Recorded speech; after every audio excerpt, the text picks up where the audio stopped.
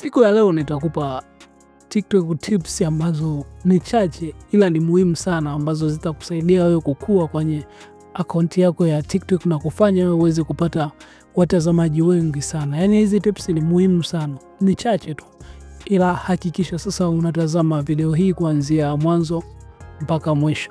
Hizi tips tutazipa jina la TikTok Fresh Settings. Okay, cha kwanza utakuja sehemu imeandikwa data saver, utaklik hii sehemu. Hakikisha iko imezimwa kama hivyo, iko off kama hivyo.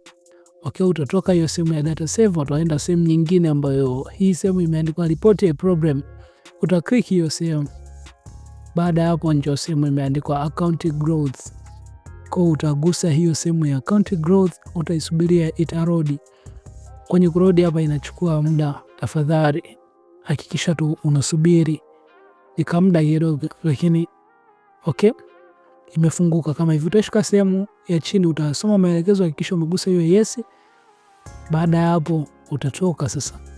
Nimekwambia settings ni chache, so nyingi sana.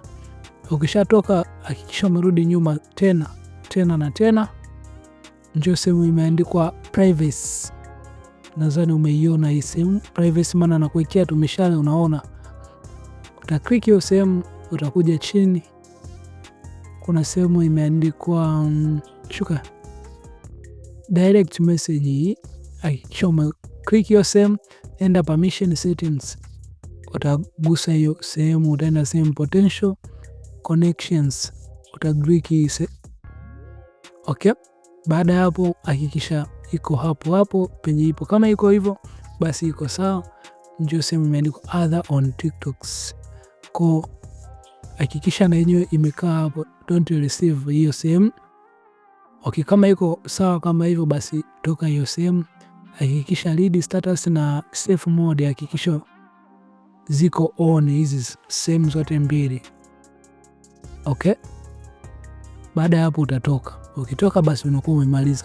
Basi mpaka hapo, kama umefika hii sehemu, hakikisha umelike video hii, subscribe kwenye channel hii, comment ya hakikisha